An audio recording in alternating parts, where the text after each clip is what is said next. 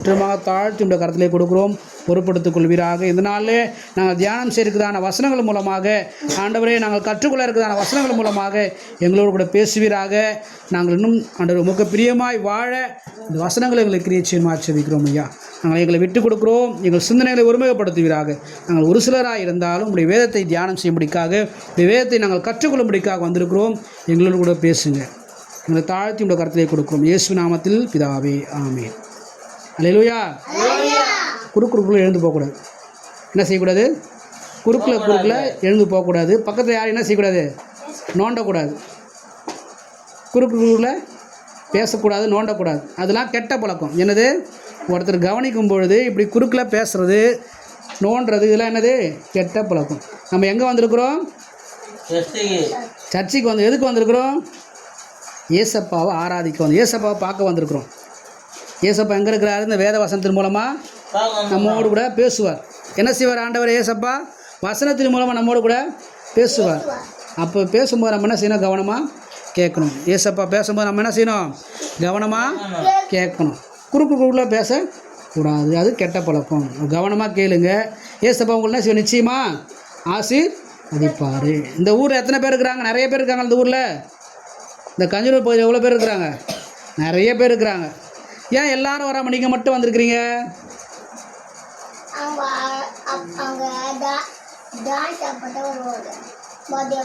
மதியானம் தான் வருவாங்களா? சரி, நான் சொல்லட்டுமா ஏன் அவங்களாம் வரலன்னு? உங்களெல்லாம் வந்து ஏசப்பா தெரிஞ்சிருக்கிறாரு. அவங்க இந்து, கிறிஸ்டினு, முஸ்லீம்லாம் கிடையாது. உங்களையெல்லாம் ஏசப்பாவுக்கு ரொம்ப பிடிச்சிருக்குது. உங்களுக்கு ஏசப்பாவை பிடிச்சிருக்கு, அதனால் நீங்களாம் வந்திருக்கிறீங்க. கரெக்டா? ஏசப்பா உங்களை என்ன செய்கிறாரு? நேசிக்கிறாரு. உங்கள் மேலே அன்பு வச்சுருக்கிறார். என்ன வச்சுருக்கிறாரு? யாரெல்லாம் ஆண்டவரை தேடி வராங்களோ, யாரெல்லாம் இயேசு எனக்கு வேணும்னு சொல்லி வராங்களோ, அவங்க எல்லார் மேலேயும் இயேசு என்ன வச்சுருக்கிறாரு? அன்பு வச்சுருக்கிறாரு. அவங்களுக்காக என்ன செஞ்சார்? இயேசு இந்த பூமியில் மனுஷனாக பிறந்து ரத்தம் சிந்தி மறித்து 3ஆவது நாள் உயிரோடு கூட எழுந்துட்டார். என்ன செஞ்சார்? உயிரோடு கூட எழுந்தார். எதனால்? ஏன் அவர் உயிரோடு எழுந்தார்? நம்ம மேலே அன்பு வச்சதுனால. யார் மேலே? நம்ம மேலே அன்பு வச்சதுனால இயேசு பூமிக்கு வந்து மறித்து உண்டானால் உயிரோடு கூட எழுந்தார். ஆகையினால்தான் அவர் இயேசு இந்த பூமிக்கு வந்தார். சரியா? இன்றைக்கு என்ன நாள் தெரியுமா? குருத்தோலை ஞாயிறு. இன்றைக்கி என்ன சொல்கிறாங்க? உலகமெங்கு இருக்கிற எல்லா மக்களும் என்ன செய்கிறாங்க? குருத்தோலை ஞாயிறுன்னு சொல்லி சொல்கிறாங்க. அப்படி குருத்தோலை ஞாயிறுனா என்ன? குருத்தோலை ஞாயிறுனா என்னன்னு சொல்ல நம்ம தெரிஞ்சுக்கலாம். ரெண்டாவது, நாம் குருத்தோலை ஞாயிறு அதன் மூலமாக நாம் என்ன கற்றுக்கொள்கிறோம்? மற்றவர்கள் முன்னாடி நம்ம அந்த குருத்தோலை ஞாயிறு மூலமாக காண்பிக்கிறோம். அதுதான் இன்றைக்கி நம்ம பார்க்க போகிறோம். இன்றைக்கி என்ன நாள்? குருத்தோலை ஞாயிறு. சரி, குருத்தோலை ஞாயிறுனா என்ன? பைபிள் எங்கேயாவது அதை பற்றி போட்டிருக்கா? பைபிள் இருந்தால் தான் நம்ம என்ன செய்யணும்? அதை கடைபிடிக்கணும். இல்லைன்னா நம்ம என்ன செய்ய தேவையில்லை? கடைபிடிக்க தேவையில்லை. இன்றைக்கி உலகம் எங்கே இருக்குது? எல்லா மக்களும் என்ன செய்கிறாங்களா? குருத்தோலை ஞாயிறை கடைபிடிக்கிறார்கள். நாம் அன்றைக்கி என்ன செய்ய போகிறோம்? அதை பார்க்க போகிறோம். மத்தேயு எழுதிய சுவிசேஷ புத்தகம் 21ஆம் அதிகாரம் 1ஆம் வசனத்துலேருந்து நம்ம வாசிக்கும் பொழுது, நான் வாசிக்கிறேன், கவனிக்கிறீங்களா? அவர்கள் எருசலேமுக்கு சமீபமாய் சேர்ந்து ஒலிவமலைக்கு அருகான பெத் பகேயுக்கு வந்தபோது இயேசுவானவர் சீசர்கள் 2 பேரை நோக்கி, உங்களுக்கு எதிரே இருக்கிற கிராமத்துக்கு போங்கள். போனவுடனே அங்கே ஒரு கழுதையையும் அதனோட ஒரு குட்டியையும் கட்டியிருக்க காண்பீர்கள். அவைகளை அவிழ்த்து என்னிடத்தில் கொண்டு வாருங்கள். இயேசு என்ன சொல்கிறாரு? சீசர்களை பார்த்து ஒரு விஷயத்த சொல்கிறாரு. என்னன்னு சொல்கிறாரு? நீங்கள் எதில் இருக்கிற ஒரு கிராமத்துக்கு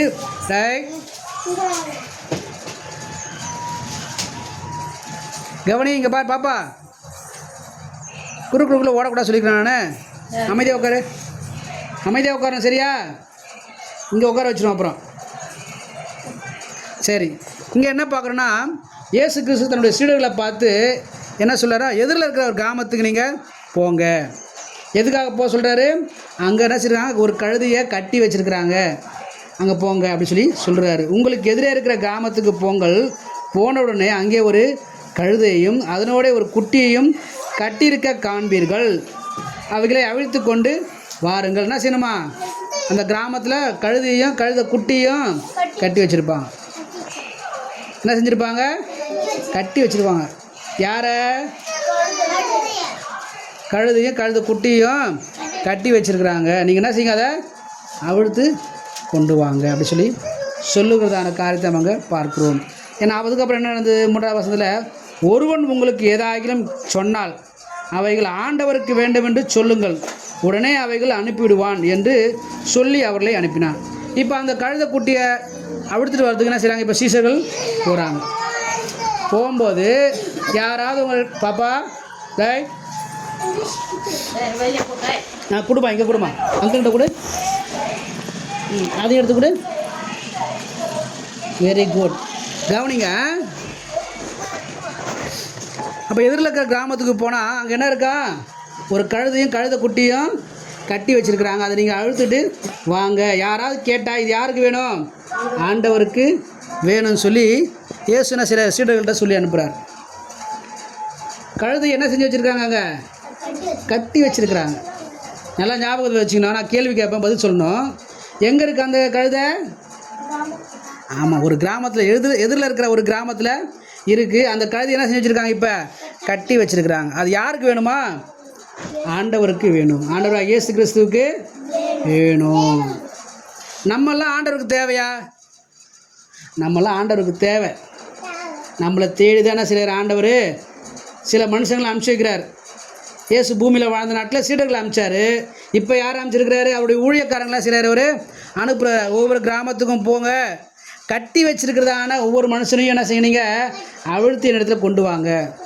பாவக்கட்டில், சாபக்கட்டில், விக்கிரக கட்டில், அப்புறம் வேற என்ன கட்டு? கீழ்ப்படியாமல் இருக்கிற கட்டு, முரட்டாட்டம் பண்ணுற கட்டு, பெருமை என்ற கட்டு, ஆணவங்கிற கட்டு, இதெல்லாம் கட்டி வச்சுருக்குதான். பிசாசு என்ன வச்சுருக்கிறான்? எல்லாரையும் கட்டி வச்சுருக்கிறான். அதில் அவிழ்த்துட்டு வாங்க. யாருக்கு வேணும்? ஆண்டவருக்கு வேணும். எது? கழுது ஆண்டவருக்கு. நாமெல்லாம் யாருக்கு வேணும்? நாமெல்லாம் கட்டப்பட்ட கழுதியாக இருக்கிற போது ஆண்டவர் நம்ம மீது என்ன செய்கிறாரு? அன்பு கூர்ந்து அக்கறை வைத்து என்ன செய்கிறாரு? அவருடைய சீடர்களை, ஊழியக்காரங்களை அனுப்பி என்ன செய்கிறாரு?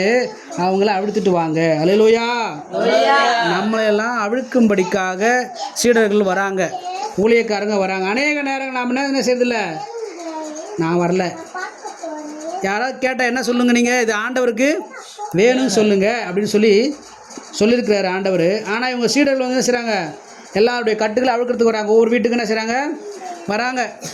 கழுது இருக்கிற வீட்டெல்லாம் பார்த்து என்ன செய்கிறாங்க? வராங்க. எல்லா வீட்டுக்கும் வரல.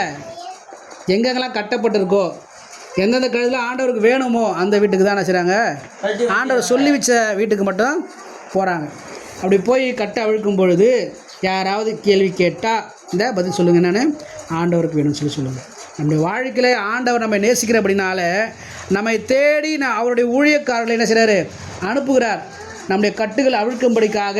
நம்முடைய பாவக்கட்டுகள், விக்கிரக கட்டுகள், பாரம்பரிய கட்டுகள், பெருமை என்கிறதான கட்டு, அகங்காரம் என்கிறதான கட்டு,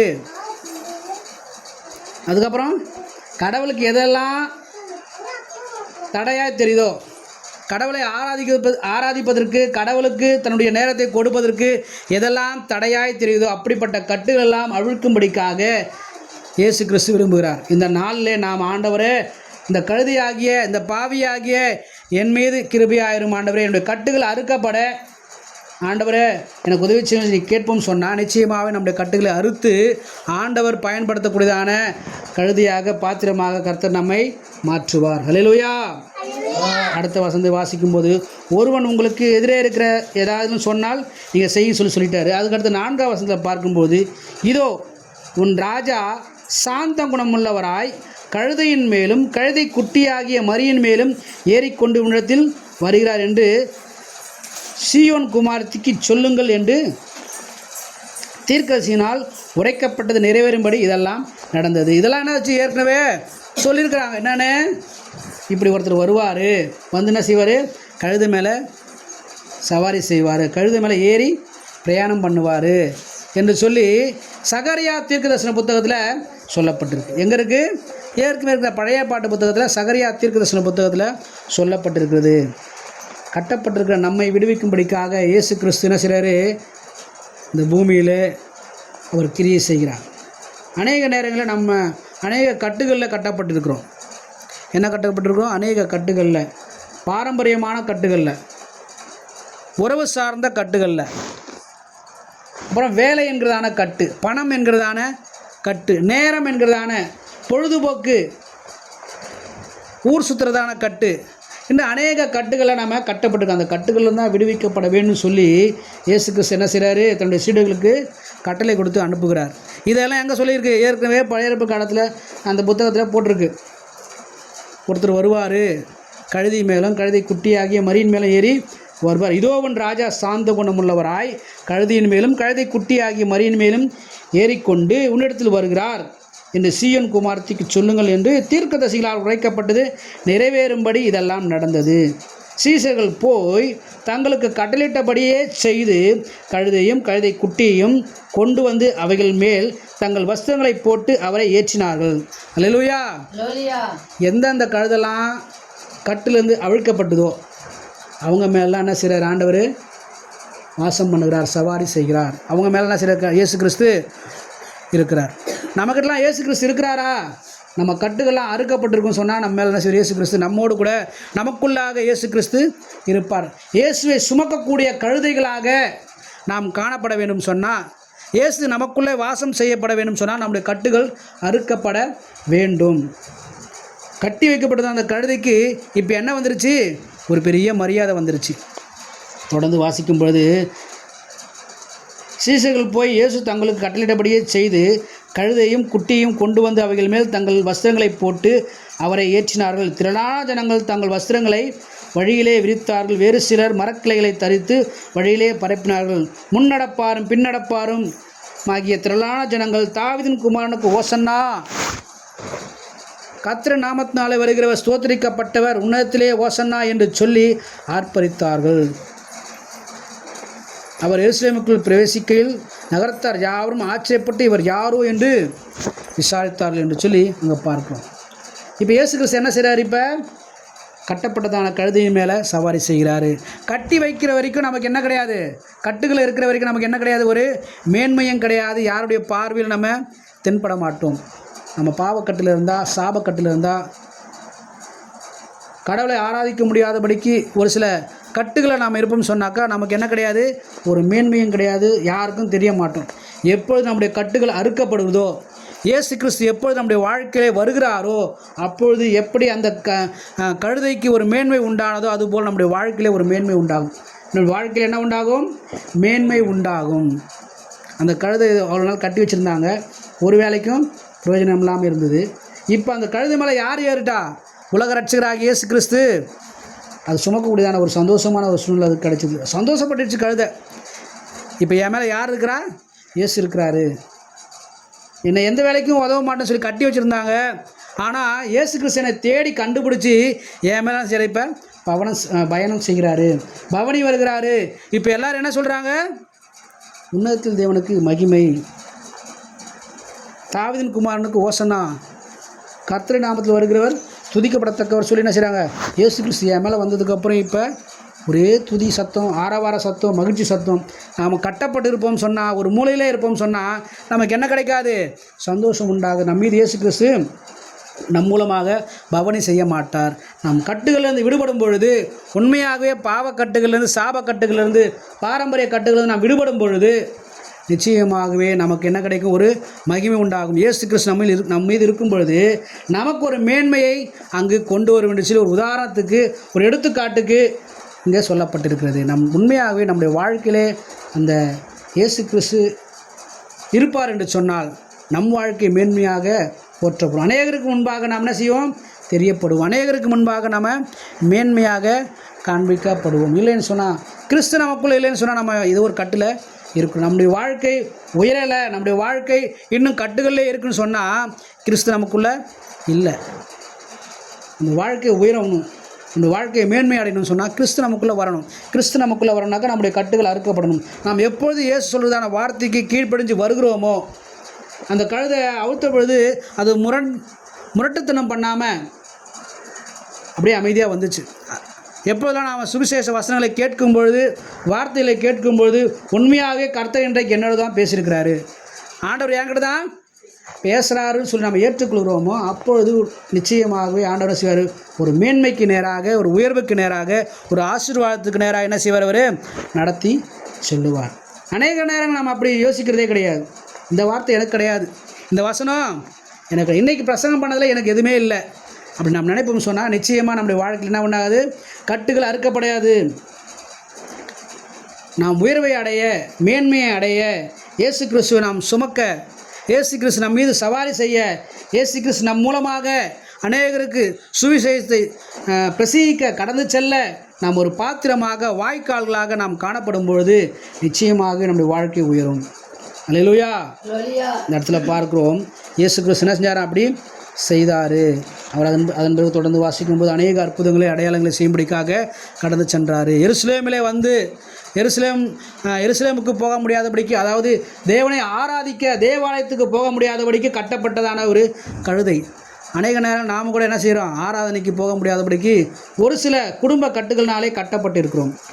இயேசு கிறிஸ்து நம்மை பார்த்துக்கிட்டே இருக்கிறார். என்ன செய்கிறார்? இயேசு கிறிஸ்து பார்த்துக்கிட்டே இருக்கிறார்.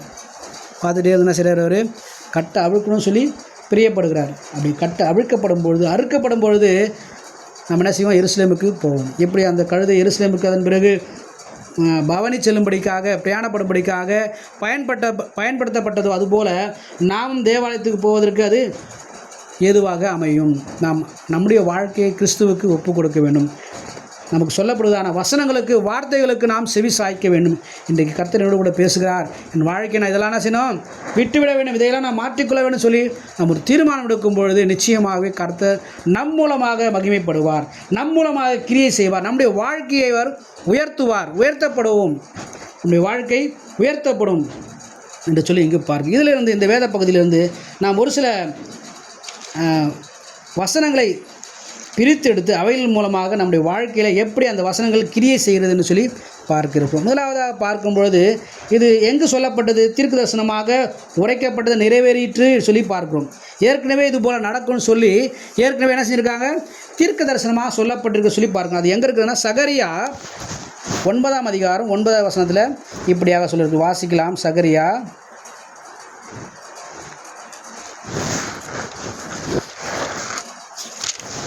9ஆம் அதிகாரம் 9ஆவது வசனம். சீயோன் குமார்த்தியே மிகவும் கலிகூறு, எருசலேம் குமார்த்தியே கெம்பீரி, இதோ உன் ராஜா உன்னிடத்தில் வருகிறார். அவர் நீதியுள்ளவரும் ரட்சிக்கிறவரும் தாழ்மையுள்ளவரும் கழுதையின் மேலும் கழுதை குட்டியாகிய மரியின் மேலும் ஏறி வருகிறார் என்று இருக்கிறது. வருவருமா இருக்கிறார் என்று சொல்லி அங்கு சொல்லப்பட்டிருக்கிறது. அல்லேலூயா. ஏற்கனவே என்ன கடவுள் நம்மை தெரிந்து கொண்டார். நம்மலாம் எதனால் இங்கே வந்திருக்கிறோம்? நம்ம எல்லாம் கடவுள் வச்சுருக்கிறாரு, தேர்ந்தெடுத்து வைத்திருக்கிறார். சும்மாலாம் நம்ம வரல, ஏதோ கூப்பிட்டாங்க அப்படின்லாம் வரல, கதவு திறந்துருக்காதனால வரல. நம்மளெல்லாம் கடவுள் வச்சுருக்கிறாரு, தெரிந்து வைத்திருக்கிறார். ஆகியனால தான் நம்ம வச்சுருக்கிறோம், வந்திருக்கிறோம். இந்த வசனம் சொல்லுகிற பிரகாரமாக, ஏற்கனவே முன்குறிக்கப்பட்ட பிரகாரமாக அவர் என்ன செய்வாராம்? பவனி வருவார். கழுதியின் மேலே என்ன செய்வார்? அவர் பவனி வருவார். அங்கே சொல்லப்பட்ட வசனம் அது குறிப்பாக பார்க்கும்பொழுது, கழுதையின் மேலும் கழுதை குட்டியாகிய மரியின் மேலும் ஏறி வருகிறார். கழுதை குட்டியாகிய மரினாக்கா நம்ம புரிஞ்சு போச்சு. பூமியில் பிறக்கிறதுக்கு மரியாள் வயிற்றில் செஞ்சவர் பிறந்தார், குழந்தையாக பிறந்து அப்புறம் என்ன செஞ்சவர்? வளர்ந்தார் பார்க்கணும். அப்போ கழுதை சொல்லப்பட்டிருக்கு. கழுதைனா என்னது? கழுதைனா யார்? கழுதை குட்டியாக மரினாக்கா மரியாள். கழுதைனா நம்ம தான். கழுதைனா யார்? நாம தான். நம்ம மேலே அவர் என்ன செய்யணும் நினைக்கிறாரு? சவாரி செய்ய வேண்டும். அதாவது அவரை நாம் சுமக்க வேண்டும். வசனம் சொல்கிறது, அவரை நாம் என்ன செய்யணுமா? இயேசு கிறிஸ்துவை நாம் நம்முடைய வாழ்க்கையில் சுமக்க வேண்டும், வெளிப்படுத்த வேண்டும். இயேசு கிறிஸ்து நமக்குள்ளே இருப்பார் சொன்னால் அது எப்படி தெரியும்? வெளில எல்லாருக்கும் தெரியும். எப்படி அங்கே கழுதை மேலே இயேசு சவாரி செய்யும்போது எல்லாரும் பார்த்து என்ன செய்கிறாங்க? ஓசன்னா, தாவீதின் குமாரனுக்கு ஓசன்னா, உன்னதத்தில் தேவனுக்கு மகிமை உண்டாகட்டும் இப்படி ஆர்ப்பரித்தாங்களோ, அதுபோல் நம் மூலமாக தேவனுடைய நாமம் மகிமைப்படும். நம் மூலமாக ஆர்ப்பரிப்பு உண்டாகும், நம் மூலமாக தேவனுக்கு துதி உண்டாகும், நம் மூலமாக தேவனுடைய நாமம் மகிமைப்படும். ஹல்லேலூயா. எப்பொழுது நாம் இயேசுவை சுமக்கும் பொழுது, இயேசு நமக்குள் இருக்கும் பொழுது, வசனம் சொல்கிறது, இதோ வாசற்படியில் நின்று கதவை தட்டுகிற ஒருவன் சத்தத்தை கேட்டு கதவை திறந்தால் உள்ளே பிரவேசித்து அவனோடு கூட நான் போஜனம் பண்ணுவேன்னு சொல்கிறார்.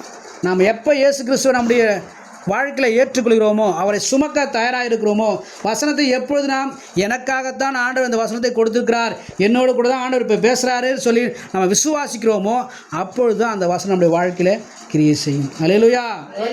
ஆசீர்வாதமான வார்த்தையை மட்டும் நாம் ஏற்றுக்கொள்வோம்னு சொன்னால், அநேக நேரங்களில் வசனம் சொல்கிற பிரகாரமாக தகப்பன் சிட்சிக்காத புத்திரன் உண்டோ, தகப்பன் சிட்சிக்காத புத்திரன் உண்டோ. அப்பா அம்மா அப்படி சிட்சிக்கலன்னு சொன்னால் வசனம் சொல்லுது, அவன் பேலியாளின் பிள்ளையாக இருக்கிறான்.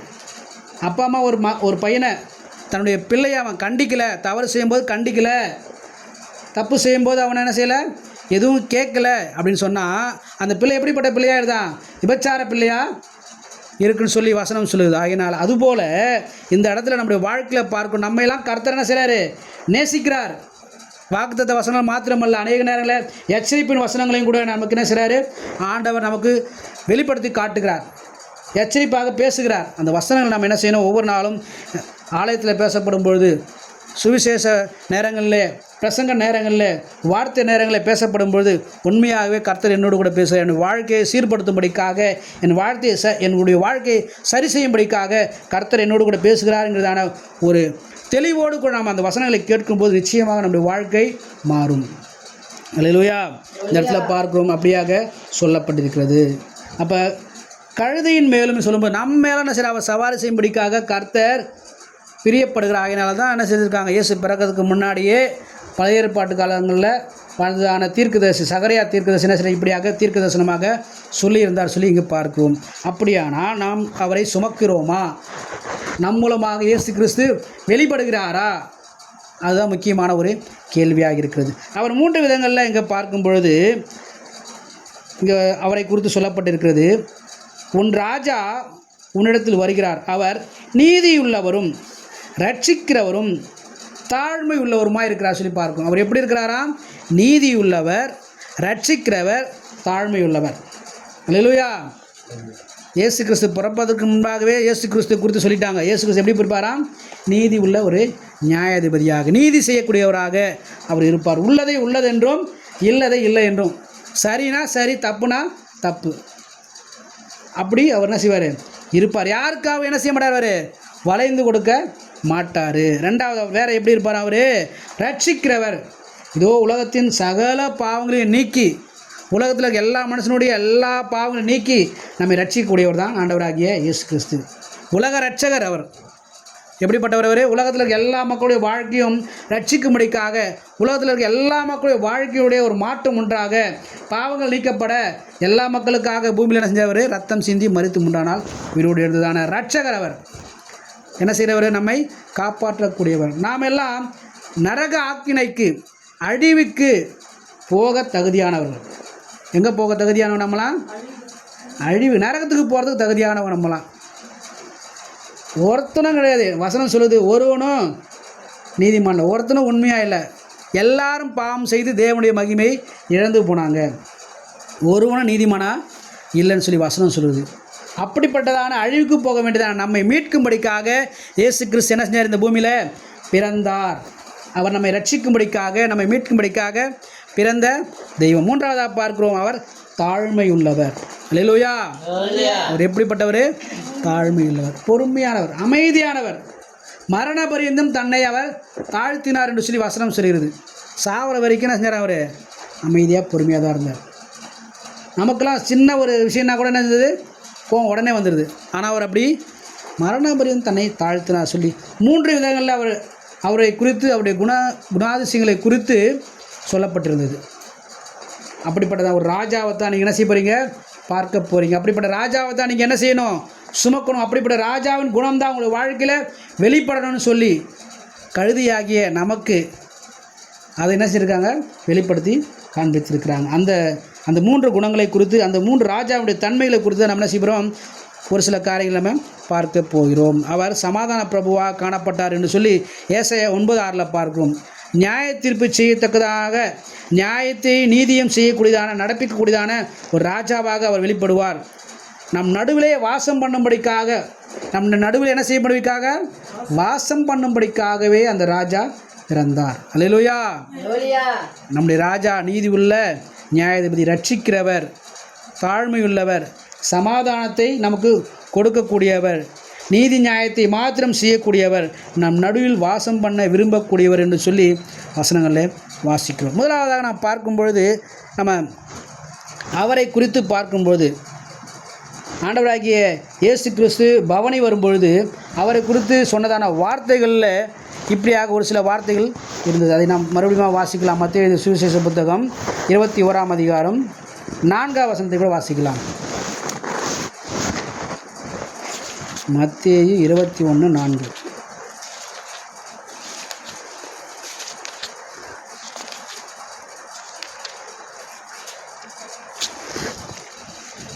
இதோ உன் ராஜா சாந்த குணமுள்ளவராய் கழுதையின் மேலும் கழுதை குட்டியாக மரியின் மேலும் ஏறிக்கொண்டு உன்னிடத்தில் வருகிறார் என்று சீயோன் குமாரத்திக்கு சொல்லுங்கள். இந்த இடத்துல சொல்லப்பட்டிருக்குது.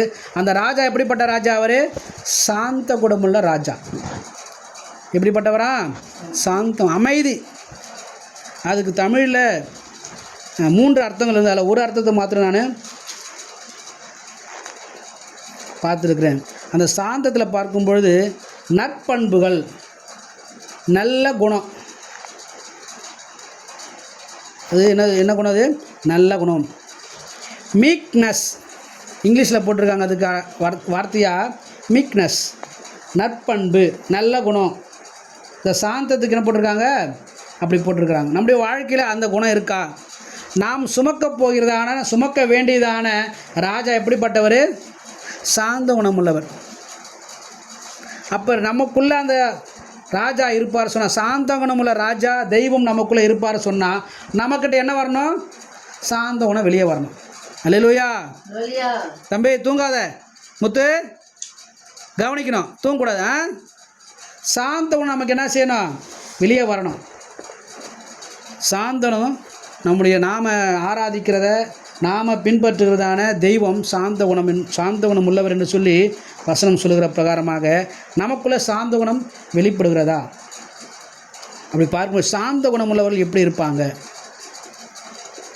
சாந்த குணம் உள்ளவர்களுக்கு கர்த்தர் தனது வழியை போதிக்கிறார்.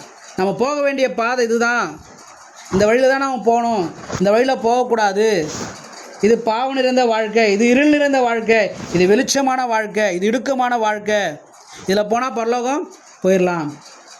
ஆனால் அந்த இடுக்கமான பாதையை தெரிந்து கொள்ளாதபடிக்கு இருள் நிறைந்ததான, அழிவு நிறைந்ததான, பாவம் நிறைந்ததான வாழ்க்கையை தெரிந்து கொண்டோம் சொன்னால் நம்மக்கிட்ட யார் இருக்க மாட்டா? சாந்த குணமுள்ளதான சாந்த சொரூபி இருக்க மாட்டார். நம்ம அழிவுக்கு தான் போவோம். நமக்கு பாதையை காட்டுகிறார். நாம் சாந்த குணமுள்ளவர்களாக இருப்போம் என்று சொன்னால், சாந்த சுரூபியாகிய சாந்த குணமுள்ள ராஜாவை நாம் சுமப்போம் என்று சொன்னால் நமக்கு என்ன செய்வாராம்? வழியை காட்டுவார் என்று சொல்லி 25ஆம் சங்கீதம் 9ஆம் வசனத்தில் இப்படியாக சொல்லப்பட்டிருக்கிறது. வாசிக்கலாம். 25:9 சங்கீதம்.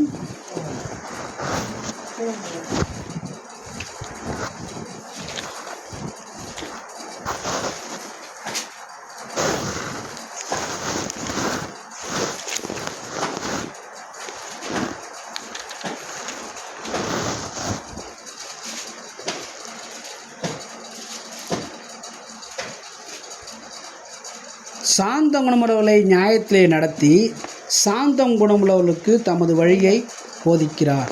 அல்லேலூயா. என்ன செய்கிறாராம்? வழியை காண்பிக்கிறாரு. அப்புறம் என்ன செய்கிறாராம்? அவரை போதிக்கிறார். நமக்கு என்ன செய்கிறாரு? சாந்த குணமாக இருக்கும்பொழுது நமக்கு வழியை காட்டுவார். நாம் எடுக்க வேண்டியதான முடிவுகளில் அநேக நேரங்களில் குழப்பமாக காணப்படலாம். இவனை இப்போ நான் இந்த பாதையில் எப்படி போகிறது, இந்த சூழ்நிலை நான் எப்படி கடந்து போகிறதுன்னு சொல்லி நாம் சோர்ந்து போகலாம், கலங்கி இருக்கலாம். ஆனால் நாம் சாந்த குணமுள்ளவர்களாக இருக்கும் பொழுது கர்த்தர் என்ன செய்கிறாராம்? வழியை காட்டுவார். இந்த பாதையில் போ, இந்த பாதையில் போகாத, இதுதான் நீ செய்ய வேண்டியதான காரியம், இதைத்தான் நீ பின்பற்றணும், இதைத்தான் நீ மற்றவங்களுக்கு சொல்லணும், இதைத்தான் நான் உனக்கு கொடுக்கும்படியாக வைத்திருக்கிறேன்னு சொல்லி கர்த்தர் என்ன செய்கிறாராம்? வழியை காட்டுகிறார். நாம் எடுக்க வேண்டிய தீர்மானங்களை நாம் பிரயாணப்பட வேண்டியதான வழிகளை கர்த்தர் என்ன செய்கிறாரு, காட்டுகிறார். எப்பொழுது சாந்த குணமுள்ளவர்களாக இருக்கும்போது சொல்லி பார்க்கிறோம். நம் மீது அவர் அப்படிப்பட்டதான அக்கறை உள்ளவராக இருக்க அப்படின்னாலே, நாம் கெட்டு போகணும்னு சொல்லி ஒரு நாள் நினைக்காத தெய்வம் நமக்கு வழியை காண்பிக்க வேணும்னு சொல்லி விரும்புகிற அப்படின்னாலே நம்ம இடத்துல சாந்த குணத்தை எதிர்பார்க்கிறார்.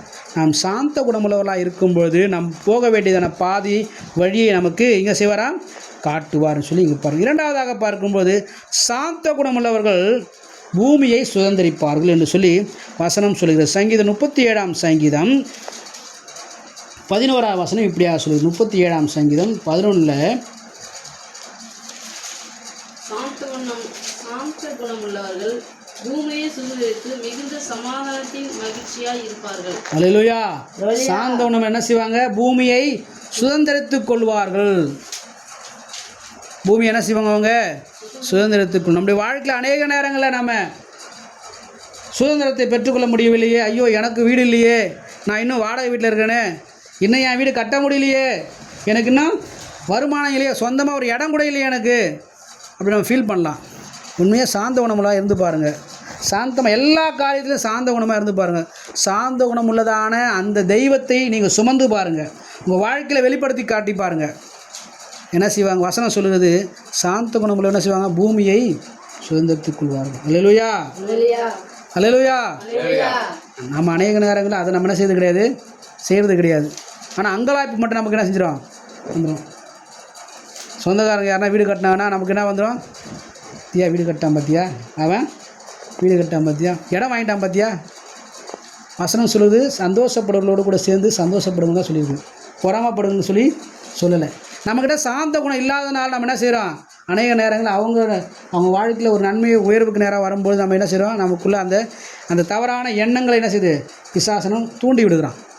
எல்லாருக்கிட்டையும் அந்த எண்ணம் வரும். எப்போ, சாந்த குணம் இல்லாத பொழுது. சாந்த குணம் இருந்தாலும் பிசாசு தூண்டி விடும்பொழுது நாம் என்ன செய்வோம், அதிலிருந்து வேறுபட்டு விலக்கப்பட்டு நாம் காணப்படுவோம்.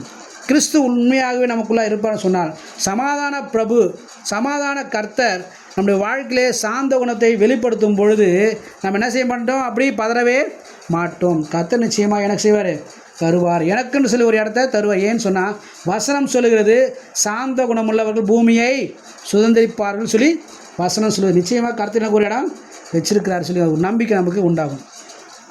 மற்றவர்களை பார்த்து அங்கலாய்ப்போ வேதனையோ நம்ம என்ன செய்ய மாட்டோம், படமாட்டோம். அல்லேலூயா. அடுத்து மூன்றாவதாக பார்க்கும், சாந்த குணமுள்ளவர்களை என்ன செய்கிறாராம், உயர்த்தப்படுவார்னு சொல்லி வசனம். அது 147ஆம் சங்கீதம் 6ஆம் வசனம் சொல்லுது. 147:6.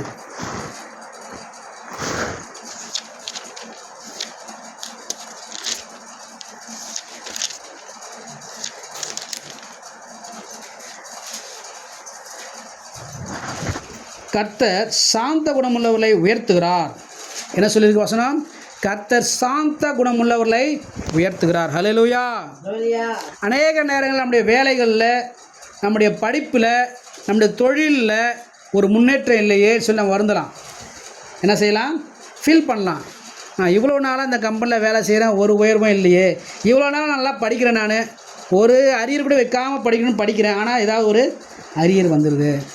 ஃபெயிலே ஆகாமல் படிக்கணும்னு நினைக்கிறேன், ஆனால் ஏதாவது ஒரு சப்ஜெக்டில் ஃபெயில் ஆகிடுறேனே, என் வேலையில் எனக்கு உயர்வு இல்லையே, என் தொழிலில் ஒரு பெருக்கம் இல்லையே, அப்படி சொல்லி நம்ம ஃபீல் பண்ணியிருக்கலாம்.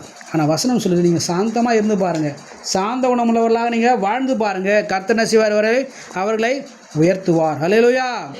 நாம் உயர்வை பெற வேண்டுமா, நம்முடைய வாழ்க்கையிலே முன்னேற்றத்தை நாம் காண வேண்டுமா, நம்முடைய வாழ்க்கையில் அநேகர் பார்க்கும்போது நிச்சயமாகவே கிறிஸ்து இவர்களுக்குள்ளாக இருக்கிறார், இப்படிப்பட்டதான ஆசீர்வாதங்கள், உயர்வுகள், மேன்மைகள் இவர்களுக்கு உண்டாயிருக்கிறது என்று சொல்லி மற்ற சொல்லத்தக்கதாக நம்முடைய வாழ்க்கையிலே சாந்தமாக நாம் வாழ்ந்து பார்க்கும்பொழுது, சாந்தமாக நாம் வாழும்பொழுது, சாந்தத்தை நாம் வெளிப்படுத்தும் போது நிச்சயமாகவே கர்த்தர் நம் மூலமாக வெளிப்படுவார். அல்லேலூயா, அல்லேலூயா.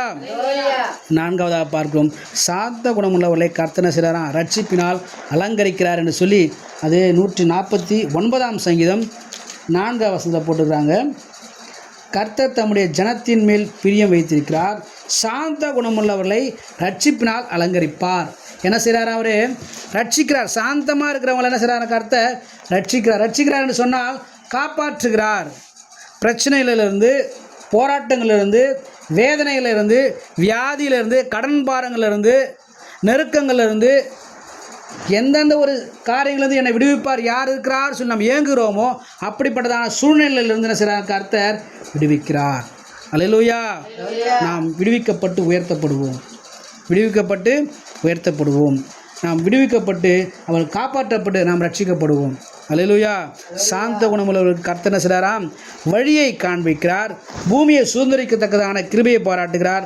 அவர்கள் உயர்வை காண்பார்கள். அது மாத்திரமல்ல, ரட்சிப்பால் மீட்கப்படுவதால் அவர்களை அலங்கரிக்கிறார் என்று சொல்லி வசனம் சொல்லுது. கடைசியாக பார்க்கும்போது சாந்த குணமுள்ளவர்கள் பாக்கியவான்கள் சொல்லி மத்தேயு 5:5 அதிகாரத்தில் 5ஆம் அதிகாரம் 5ஆம் வசனத்திலே பார்க்கும். சாந்த குணமுள்ளவர்கள் பாக்கியவான்கள்.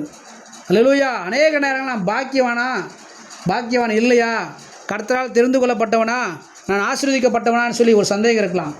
நாம் சாந்த குணமுள்ளவர்களாக நாம் வாழும்போது நிச்சயமாகவே நாம் எப்படிப்பட்டவர்களாக இருப்போம்? ஆசீர்வதிக்கப்பட்டவர்களாக, பாக்கியவான்களாக, பாக்கியவதிகளாக நாம் காணப்படுவோம் என்று சொல்லி வசனம் சொல்லுது.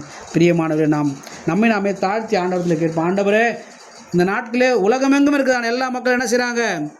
குருத்தோலை பவனி செல்கிறாங்க. எதற்காக?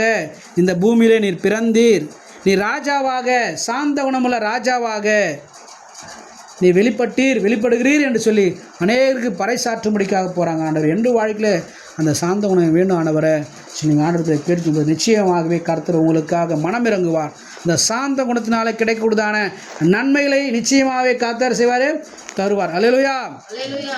சாந்த குணம் உள்ளவருடைய வாழ்க்கையிலே கர்த்தர் கிரியை செய்கிறது போல நம்முடைய வாழ்க்கையிலும் கிரியை செய்யத்தக்கதாக நம்மை நாமே ஆண்டவர் சமூகத்தில், ஆண்டவரே நீ இந்த நாள் என்னோடு கூட பேசின வார்த்தைகளுக்காக நன்றி ஆண்டவரே. என் வாழ்க்கையில் அநேக நேரங்களில் நான் சாந்தமாக இல்லாதபடிக்கு துரு என்று ஆண்டப்பா நான் பேசிவிடுறேன் ஆண்டவரே ஆண்டத்தில் கேட்கும்போது நிச்சயமாக அப்படிப்பட்டதான சூழ்நிலையிலிருந்து விடுபட கர்த்தர் நமக்கு உதவி வச்சு நான் முழங்கால் படிட்டு ஆண்டவத்தில் கேட்போம்.